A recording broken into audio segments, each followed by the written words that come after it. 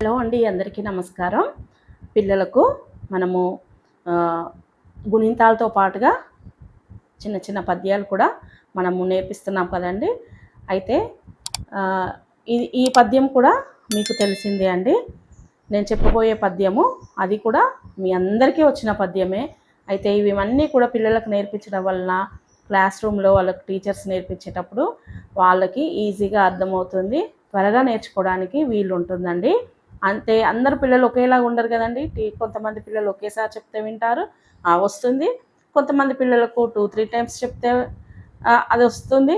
కొంతమంది పిల్లలకు క్లాస్ రూమ్లో చెప్పినప్పుడు రాదు, మళ్ళీ ఇంట్లో కూడా వాళ్ళు నేర్చుకుంటేనే వస్తుంది. అలా ఉన్న పిల్లలకు మనం ఇంట్లో నేర్పిస్తే వాళ్ళు ఈజీగా క్లాస్ రూమ్లో నేర్చుకోగలుగుతారండి. అయితే వచ్చినా రాకపోయినా, అంటే పిల్లలు ఫాస్ట్గా ఉన్న పిల్లలైనా స్లోగా ఉన్న పిల్లలకైనా మనం ఇంట్లో నేర్పించుకుంటే వాళ్ళకు చాలా యూస్ఫుల్గానే ఉంటుందండి. క్లాస్ రూమ్లో ఈజీగా నేర్చుకుంటారు. అయితే నేను ఈ చెప్పబోయే పద్యంతో పాటు భావాన్ని కూడా పిల్లలకు నేర్పించండి. ఉప్పు కప్పు రంబు నొక్క పోలిక నుండు చూడ చూడ రుచుల జాడ వేరు, పురుషులందు పుణ్య పురుషులు వేరయ్య, విశ్వధాభిరామ వినురవేమ. మళ్ళీ రిపీట్ చేస్తానండి. ఉప్పు కప్పు రంబు నొక్క పోలిక నుండు చూడ చూడ రుచుల జాడ వేరు, పురుషులందు పుణ్య పురుషులు వేరయ, విశ్వధాభిరామ వినురవేమ. అయితే దీని భావం ఏంటంటే, ఉప్పు కర్పూరం రెండు చూడడానికి ఒకే రంగులో ఉంటాయి, కానీ వాటి గుణాలు మాత్రం వేరేగా ఉంటాయి. ఉప్పు మనం నోట్లో వేసుకుంటే సాల్టీగా ఉంటుంది, కర్పూరము కొద్దిగా వగరుగా ఉంటుంది. అవి రెండూ చేసే పనులు వేరు వేరు. ఉప్పును మనము కర్రీస్లలో వేసుకోవడానికి ఉపయోగిస్తాము, నెక్స్ట్ ఫిష్ క్లీన్ చేయడానికి ఉపయోగిస్తాము, ఇంకా రకరకాలుగా చాలా రకాలుగా మనం ఉపయోగిస్తాము. కర్పూరము మనము దేవుడి దగ్గర దీపం పెట్టడానికి ఉపయోగిస్తాము.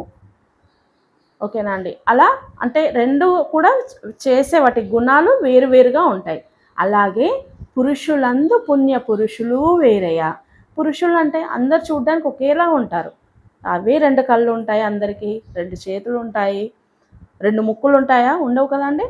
ఒకటే ముక్కు ఉంటుంది, 2 చేతులు ఉంటాయి. ఇలా అంటే చూడ్డానికి పురుషులందరూ ఒకేలా ఉంటారు, కానీ వారిలో పుణ్య పురుషులు వేరయ్య. పుణ్యం అంటే ఏంటి అంటే, వాళ్ళు మంచి పని చేసినప్పుడు వాళ్ళు కొన్ని మంచి పనులు చేసి వాళ్ళు పుణ్యాన్ని సంపాదించుకుంటారు.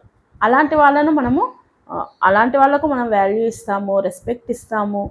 ఓకేనా అండి. చాలా అంటే కొంతమంది ఏం చేస్తారు, పూర్ పీపుల్కి హెల్ప్ చేస్తారు, బట్టలు లేదంటే మనీ డొనేట్ చేస్తారు. కొంతమంది స్కూల్స్లలో ఎవరైతే పూర్ స్టూడెంట్స్ ఉన్నారో అలాంటి పిల్లలకు మనీ ఇస్తారు, లేదంటే ఏవైనా వాళ్ళకి అవసరం ఉన్నవి బుక్స్ కానీ ప్యాడ్స్ కానీ అలాంటివి, రైటింగ్ ప్యాడ్స్ ఉంటాయి కదండి, అలాంటివి కొనిస్తారు. ఇంకా కొంతమంది డాక్టర్స్ వాళ్ళు కూడా హెల్ప్ చేస్తూ ఉంటారు కదండి. హాస్పిటల్స్ పెట్టుకొని ఉచితంగా పేషెంట్స్ని చూడడము, ఫ్రీగా మెడిసిన్ ఇవ్వడము, ఇలాంటివన్నీ చేస్తారు. ఇంకా వాళ్ళే కాదు, రైతులు కానివ్వండి, ఇంకా ఎవరైనా సరే ప్రతి ఒక్కరు అంటే మంచి చేయాలి అని అనుకునే వాళ్ళు, అంటే కొంతమంది బాగా సంపాదిస్తారు, దాంట్లో కొంత భాగం తీసి పూర్ పీపుల్కి అలా ఖర్చు పెడతా ఉంటారు, అన్నదానం చేస్తారు కొంతమంది.